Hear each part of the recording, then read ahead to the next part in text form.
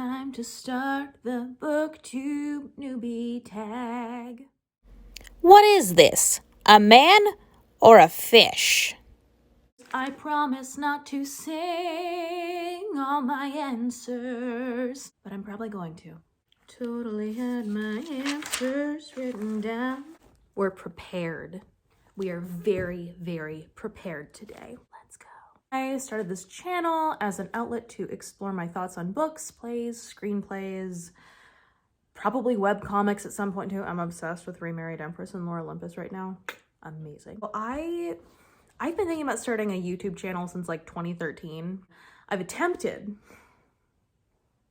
being the keyword here.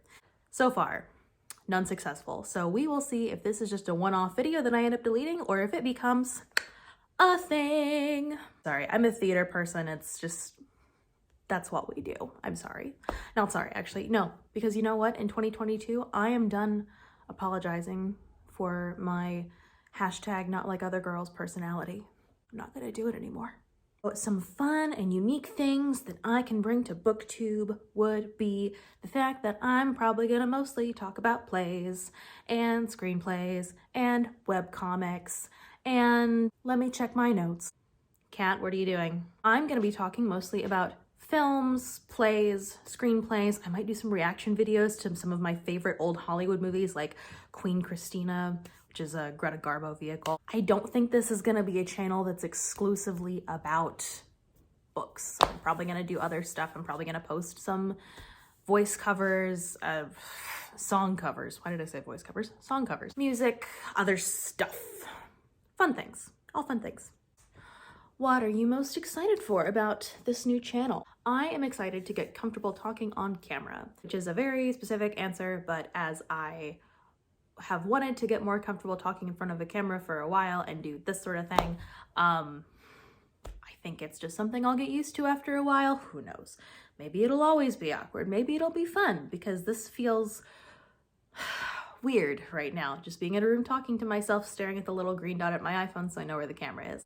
Getting to form concise thoughts. I did it more so when I was in college when I read more. I have been in a massive reading slump for a long time. My camera decided to be a supporting character today. Also, like actually reading shit that I want to read. Now, I had this tendency for a while to both buy and pick up from the library books that had just been recommended, that were on lists that I didn't particularly have an interest in. And when I tried to pick them up to read them, I just could not get into them. So I am excited to actually read stuff that I want to read, which is probably, again, going to be mostly plays, screenplays, webcomics, that sort of thing. Also learning how to like center myself so that way there's not all of this, but also like you can see more of my torso, and also we'll get rid of, I'm gonna try to be in a different location every week. That'll be a fun challenge. But anyway, yeah, like reading stuff that I want to read and not stuff that I should want to read because it's what other people have told me I should read. I haven't been able to get into anything since like 2019. So it's been a while. I didn't read anything at all last year. I don't think I read anything like in 2020 prior to April either. I haven't read in a while. So this is really like about forcing myself to read and then talking about the book. So that way I know that I've had a concise thought on it and then I've absorbed the information. It's a long answer.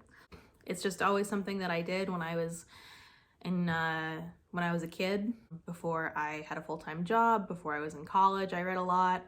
It's just kind of my default activity for doing stuff. I want to say it's a combination of entertainment escapism, but also like when I read nonfiction stuff or when I'm reading stuff like plays and screenplays, it's because I'm trying to read something in a new format that I haven't read before, because I'm also a writer and I want to like write stuff, you know, and I want to do it in a variety of formats and just kind of learn all the different ways there are to craft a story. And just voices. I love reading different voices. I love when I pick up a book and the writing style and the voice is so unique from anything else that I've read.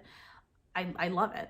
I love that sort of thing. That's why I loved And I Darken, because they had a villain protagonist who is very unapologetically a villain protagonist. So I love The Alchemist because it was very much like, Kat, what are you doing? Darling Cindy, where's your book? Where's your next writing vlog?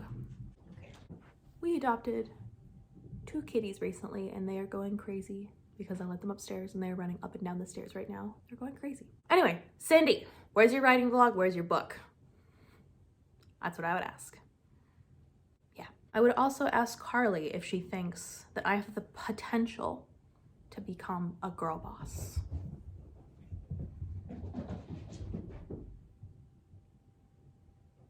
The book or series that got me into reading was actually Newbie Jones. When I was little, my parents would read to me before I read on my own, and then I would read, they would have me read to them before I went to bed, and then eventually I just started reading on my own. So, Newbie Jones.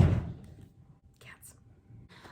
The challenge I think that I'm going to have to overcome in this is the fact that I've been in a reading slump since 2019, and I just haven't been able to read anything or get into anything.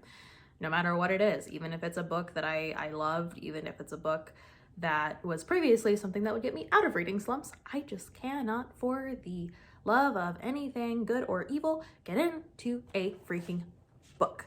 That's the main thing, is just kind of figuring out what I'm into reading wise these days and just making myself sit down and read and finding a place to read, which segues into the next question actually. Where do I read? I don't know, because I just moved a couple months ago. I'm still been in a reading slump, so I don't have a spot to read yet. When did I start reading? I keep messing up all these questions. Anyway, I started reading when I was like in 1st grade, I think.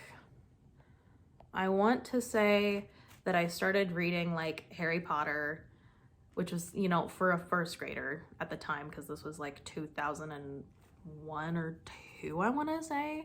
You know, I was reading chunky books like that and Dragon Rider and Aragon. I was reading all of those, like, and even like Magic Tree House and Nate the Great and the Boxcar Children, Nancy Drew, Hardy Boys. I was really into mysteries when I was a kid. I really started reading on my own when I was like in 1st, 2nd grade. So I've been a lifelong reader, really. What kind of books do you like to read? Not a good question to ask someone who's been in a reading slump for 2.5, 3 years. I mean, I really liked to read fantasy growing up. A couple years ago, before Bridgerton came out, I read the Bridgerton series, except for the last 2 books. So romance I was really into. I mean, I've always been a theater person. I did a lot of plays and stuff growing up, so I read, you know, plays. What was I saying? Screenplays. I'm a big movie buff, so I like to read like the screenplay to like see how it translates on screen. Oh, that's the last one. Okay, so I think that's good for today. Great. So we did it. We finally, by we I mean I finally did the freaking BookTube newbie tag, and I actually have answers that I like this time, which is fabulous. So I guess till next time.